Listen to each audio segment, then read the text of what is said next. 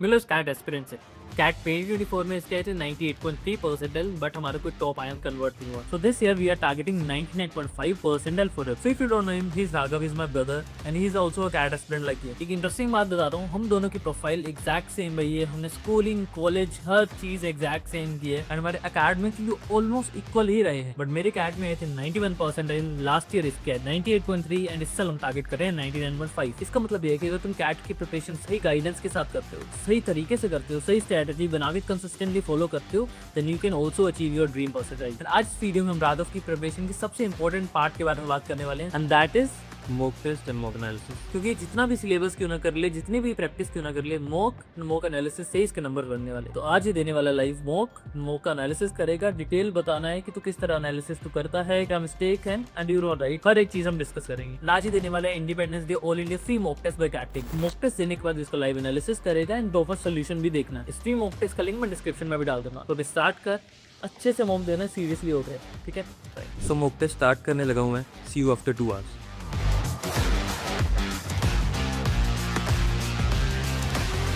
Okay, VRC section is complete. इस section का difficulty level मुझे थोड़ा हाई लगा.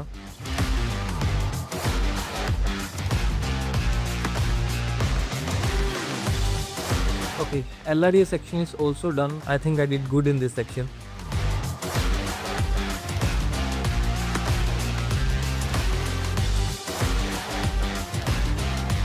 And so okay, क्वांट्स का सेक्शन भी कंप्लीट हो चुका है. ये सेक्शन भी मुझे थोड़ा डिफिकल्टी लगा, but anyways test is complete. I finished my CAT mock test and scored 46 marks. आज की वीडियो में I will tell you 2 critical mistakes जो most CAT aspirants करते हैं, जिनकी वजह से 99 परसेंटाइल तक का पोटेंशियल होने के बाद भी उनका स्कोर लो ही रहता है. एंड ऑल्सो अपने मॉक टेस्ट का लाइव एनालिसिस करके दिखाऊंगा so that you can get better understanding on how to analyze your mocks. Let's start with first mistake, prioritizing syllabus over mocks. Around 80% of students का mindset होता है कि पहले मैं पूरा सिलेबस कंप्लीट कर लेता हूँ, देन प्रैक्टिस कर लेता हूँ, देन उसके बाद मॉक टेस्ट अटेम्प्ट करूंगा, अपना 100% दूंगा, अपना बेस्ट दूंगा. स्टूडेंट्स थिंक कि परफेक्ट बन के मैं मॉक्स दूंगा, but it's another way around. Mocks ही है जो तुमको बेटर बनाता है, परफेक्ट बनने में हेल्प करता है. So start giving mocks and इसको टेस्ट की तरह नहीं, प्रैक्टिस की तरह लो. Second mistake is not doing proper analysis. This is how most of the students analyse. ये क्वेश्चंस गलत हुए हैं, इनका सॉल्यूशन देख लिया, एंड जो अनअटेम्प्टेड है उनका भी ओरल से सॉल्यूशन देख लिया कि हाँ यार ये तो मैं कर सकता था, ये तो मैं कर सकता था. बट दैट्स द थिंग, तुम्हारा माइंड नॉर्मल टाइम पे एंड मॉक टेस्ट के टाइम पे डिफरेंट वर्क करता है. Imagine you are driving a car and सामने 5 रास्ते हैं, 3 डेड एंड है and 2 will take you to your destination. And जब हमने सॉल्यूशन देखा तो हमें लगा सीधा सीधा ही तो रास्ता था, बस सीधा ही जाना था एंड क्वेश्चन सोल्व हो जाता. बट मॉक टेस्ट में टाइम एंड क्वेश्चन रोक करने का इतना प्रेशर होता है, तो कई बार हम सही रास्ते पर भी होते हैं, उसके बाद भी हम यू टर्न ले लेते हैं वहां से एंड कोई और रास्ता ट्राई करने लगते हैं, एंड बाकी रास्ते ट्राई करने में टाइम निकल जाता है and we move on to another question. So हमें क्रिएट करने हैं साइन बोर्ड्स जो हमें सही रास्ता आइडेंटिफाई करने में हेल्प करेंगे जब सेम टाइप ऑफ क्वेश्चन हमें दोबारा दिखेगा. And let's dive on to my mock to see वो साइन बोर्ड्स क्रिएट कैसे करने. स्टार्टिंग विद VRC सेक्शन, जब मैं टेस्ट अटेम्प्ट कर रहा था, आई फाउंड RC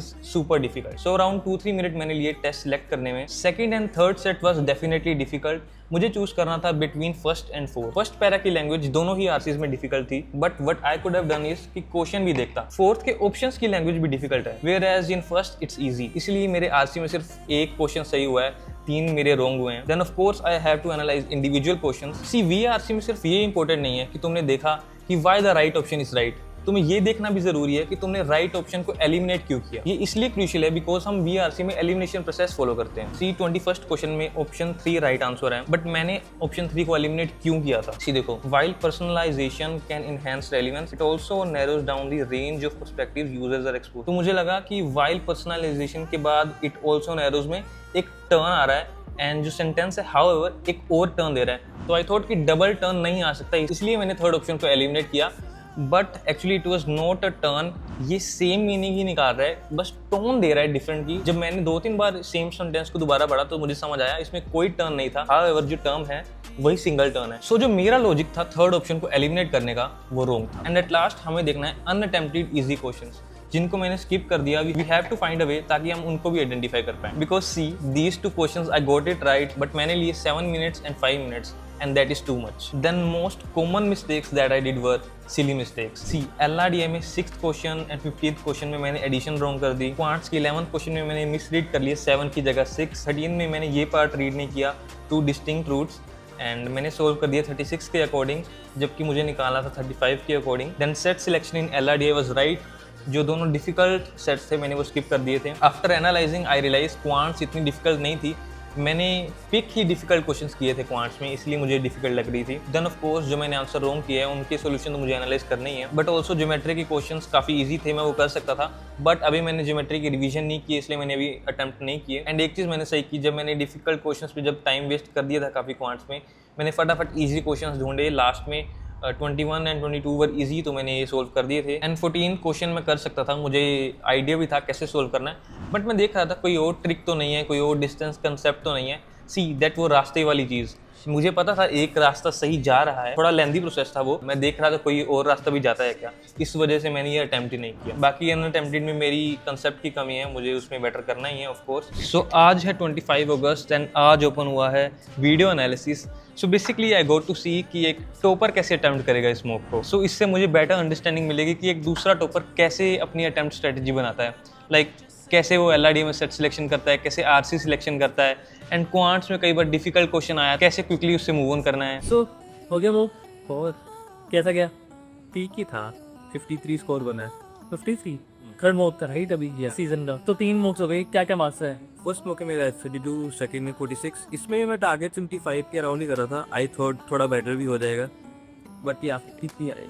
तो अच्छे हैं भाई, तेरा हर मॉक में मार्क्स बढ़ रहे हैं, ये सबसे ज्यादा अच्छी बात है कि ये यूजुअली होता नहीं है, एंड एक टाइम के बाद ये भी रुक जाएगा। तेरे को क्या समझना है कि मॉक्स में मार्क्स नहीं देखने तेरे को ये देखने जो स्ट्रैटेजी तूने बनाई उस स्पेसिफिक मॉक के लिए रियलिस्टिक स्ट्रैटेजी बनानी है। ऐसा नहीं कि तूने 100 मार्क्स टारगेट कर दिए, टारगेट सही कर। हर मॉक में मार्क्स इंक्रीज हो रहे हैं, वो सबसे ज्यादा जरूरी है। चाहे इस मॉक में तो 20 स्कोर करता ना, मॉक देना जरूरी था। और इसकी एनालिसिस तूने अच्छे से कर लिया है, वो जरूरी था। एंड आपको भी मॉक्स देके डीमोटिवेट नहीं होना, चाहे आप एंड डे से पहले क्यों ना मॉक दे रहे हो, उसमें भी आपके बहुत कम परसेंटाइल आ जाए, बट मॉक्स डीमोटिवेट होने के लिए नहीं है। इसका नाम ही मॉक इसलिए है ताकि तुम स्ट्रैटेजी ट्रायल एंड एरर के साथ अच्छी कर पाओ। मिलते हैं नेक्स्ट वीडियो में, बाय बाय। अगर वीडियो पसंद आए तो दोनों के चैनल को सब्सक्राइब करना। मिलते हैं नेक्स्ट वीडियो में, बाय।